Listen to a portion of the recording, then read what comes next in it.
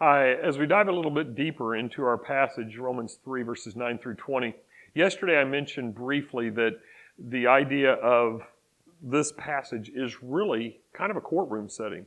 And so I want to talk about that today. You know, if you're familiar with television history at all, or even television today, and movies, but the courtroom or legal proceedings or police work, that has just been a large part of television and or movie history. We have some that are comedies, we have some that are dramas. We have cartoons like a Scooby-Doo.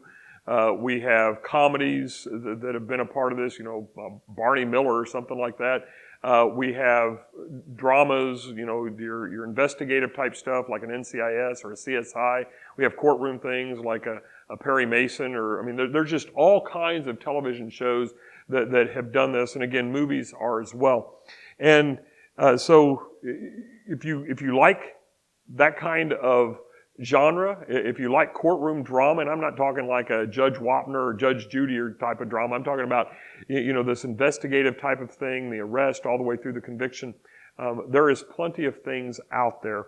Well, the Bible has its own case to present. And the Bible is not a criminal type of thing in one way. It's not a crime show, but it does have certain stories that lend to this type of environment. In fact, there's a lot of things towards the investigative side that if we really think about it, we can dive deeper on. Think about, for instance, when the Magi went to Herod, and then the Magi told Herod what he was doing. He said, okay, go and worship and come back and tell me where this child is.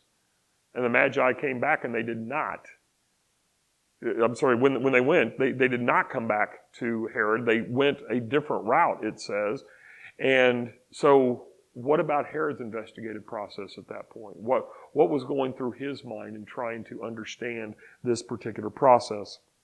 Well, we also have a lot of terms in the Bible, like justified, like judge, that get at this kind of idea as well.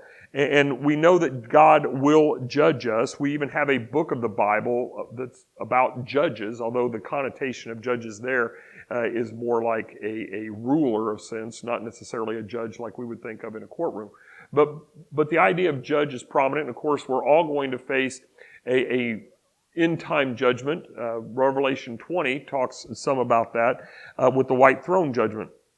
But in Romans chapter 3, verses 9 through 20, it is as if it is its own trial. And perhaps almost in a courtroom like we would think of it. So verse 9 is essentially the opening argument. Paul has been talking to this Jew and he says, what then? Are we Jews any better off? Well, there's kind of the opening argument there. Going into verse 10, he makes the charge. And the charge is that there is no one righteous, no, not one.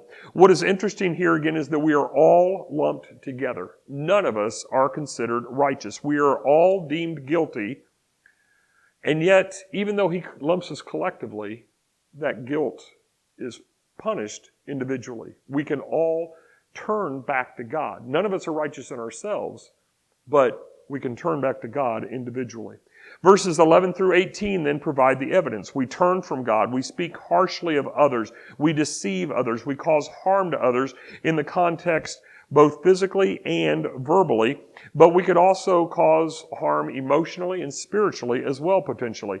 And on top of all of that, we don't have a proper view of God. Plenty of evidence to convict us.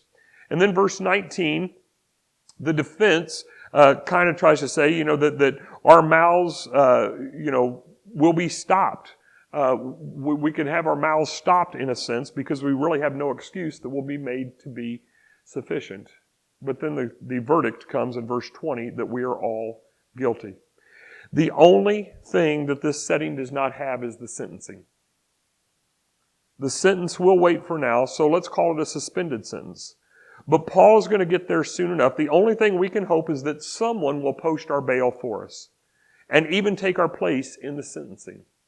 Thankfully, one person did. The only person who was good enough to do that for us.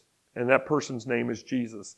Jesus took our place. He paid our bail, so to speak. He took our place in the sentencing, and he did that despite being the judge.